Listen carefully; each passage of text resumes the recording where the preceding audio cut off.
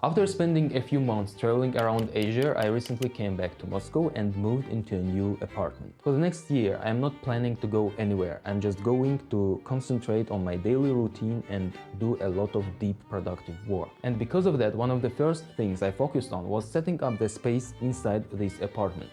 And more specifically, right here, in this room, in my home office. In my previous apartment, I only had a separate zone in a studio, but this one is bigger. So here I finally have a separate room for that. So in this video I will walk you through how I'm setting up this space, and more importantly I will highlight 10 specific things that turned out to be most useful and important for my work. Initially this room was completely empty, but I've already organized my old workspace here, and some of these things I've been using for a long time. And first of all, I want to highlight the ones that prove their value over time. After that, we will finish by putting whole space together. Before we jump into the setup, I want to quickly outline several principles that I follow while choosing things. First, minimalism. I really don't like cluttered spaces. The cleaner and more visually simple everything is, the easier it is to focus and do quality work. Nothing distracts you. Second, functionality. I almost don't have anything in my space that just sits there without being used. Every item is a tool for a specific task, not just something decorative or random. If something doesn't serve a purpose, it usually gets thrown out. And third, I rarely try to buy the most expensive and the best option, even when I can afford it. I look at things through a much simpler lens. Is it enough? Is it useful? And do I actually need it for my tasks? That's it. Let's start right here in the office and break it down into three main zones. The first one is the work zone. I want to focus only on the things that actually prove their value over the months of real work. Number one, a large monitor. If I had to give up everything here and keep only one thing, I would keep the monitor. A big monitor is really the main upgrade in terms of productivity, because instead of constantly switching between different windows, it just gives you an ability to keep up everything in one place, and it gives you freedom.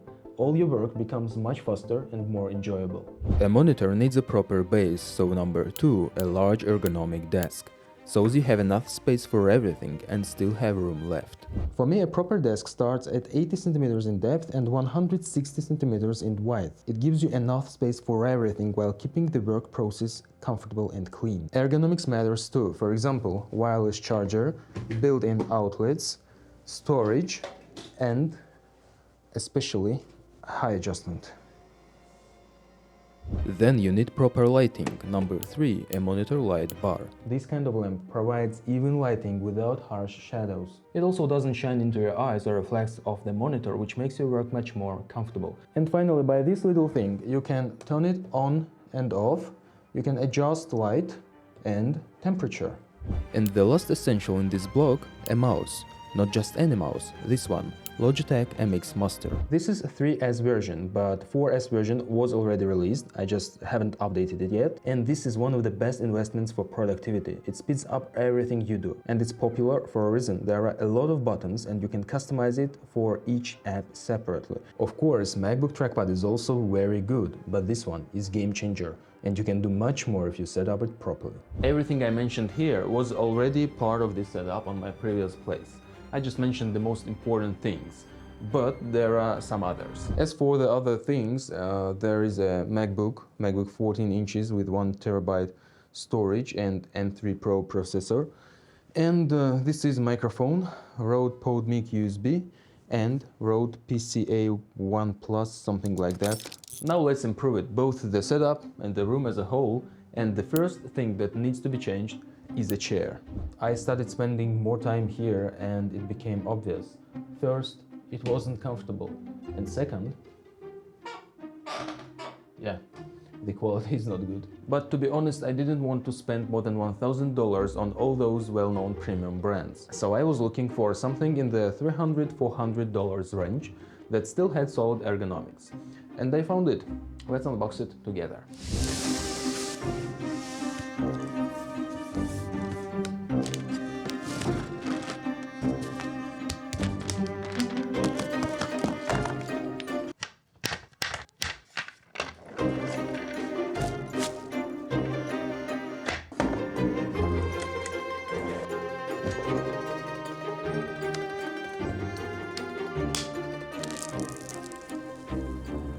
To be honest, I didn't even know before that almost every part of a chair can be adjusted in almost any direction. Let's go step by step. The headrest can be adjusted forward and backward, up and down, and even rotated. The armrests move up, down, forward, back, outward, and inward. And my favorite part, if I want to slide under the desk, I just push them back, and that's it. The lumbar support is adjustable as well, and even the seat can be extended so you can adjust the depth to fit yourself. With my previous regular chair, I've wanted to get up just after an hour of work, but with this one, I've been working for already a week, and I even don't notice an hour passing because proper posture prevents fatigue and joints pain. And I especially like doing this. 1, 2, 3, yeah, and 4. Great. I like it.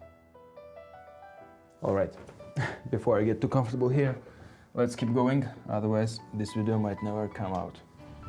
There is one more important thing in this space you've definitely noticed. Acoustic panels. They serve two purposes. First one is improving sound quality. They reduce echo, make the space feel more comfortable, and the audio quality when recording is noticeably better. And second, aesthetics. Of course it's subjective, but I really like how they look on the wall. And the last thing I added here, a rug. At first it can seem like nothing special, and yeah, there is nothing. But usually people place it at the center of the room, and I did the same at the beginning. But in that position, it mostly gets in the way and loses its function, so I tried something different. I just placed it under the desk. It may seem obvious, but for me it wasn't, and now it solves the main problem. Your feet are always on a warm and soft surface. So working for long hours feels way more comfortable now. And even visually I like it much more, because a rug here feels like a natural part of all these setups. Alright, we're done with work area. Now we need to put somewhere all this stuff. So let's move on to storage area.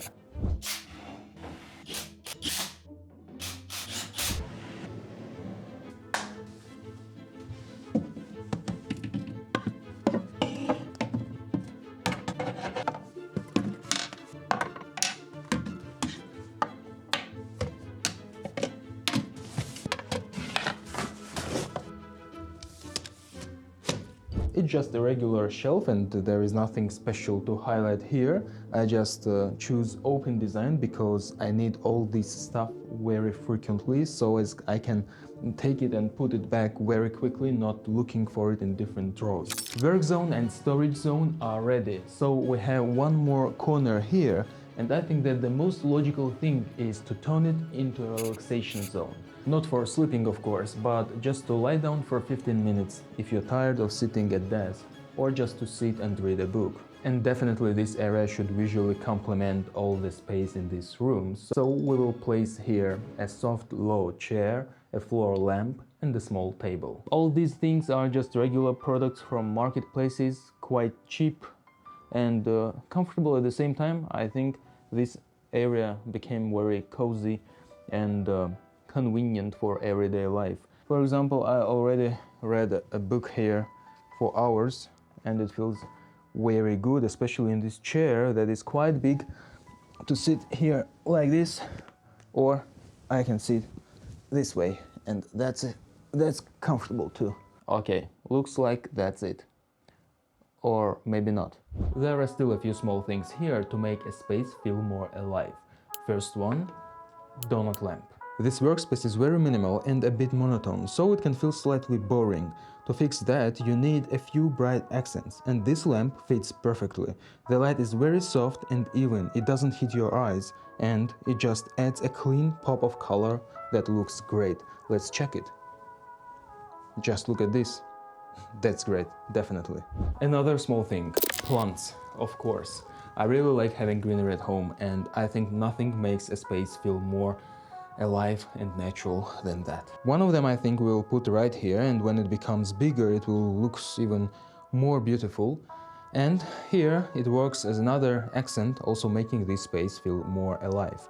And another one, the smaller, right here on a table. And unlike the lamp, it's not just a color accent, it is something natural at the same time. And the green of the plant and the orange of a lamp complement each other really well, adding contrast without cluttering all this space. And one last detail.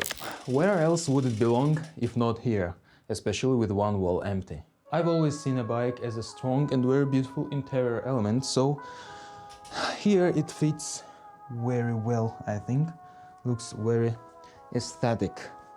If the bike itself is beautiful, of course, but this is beautiful. Yeah. We'll take a look at how everything turned out here in a moment, but now there are two more things that I just can't not mention. But they're just not here, so let's move to the bedroom first. And ninth is this small lamp that I've been using for half a year already, and it is perfect while reading before sleep. You can turn it on just tapping here. You can adjust temperature and light.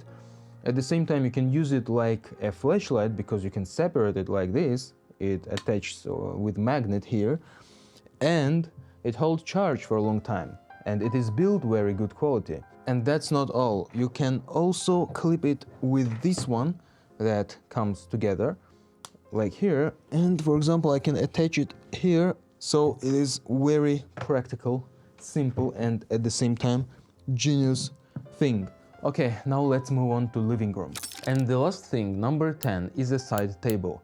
Of course it's not something unique, but I especially like this shape, and if I'm tired from working in that room, or I just need to come here because it is busy, I can use it here sitting on this sofa. I can pull it to me and it comes very deeply here, and it feels like my laptop is on my knees, but at the same time it is on a very solid surface. So it's just very convenient in use. I worked in cafes, at the kitchen table, and with a laptop on my knees. And of course you can work anywhere, but there is a big difference between being able to work and being able to work consistently, efficiently, and for long periods of time. Can you work without all of these? Of course.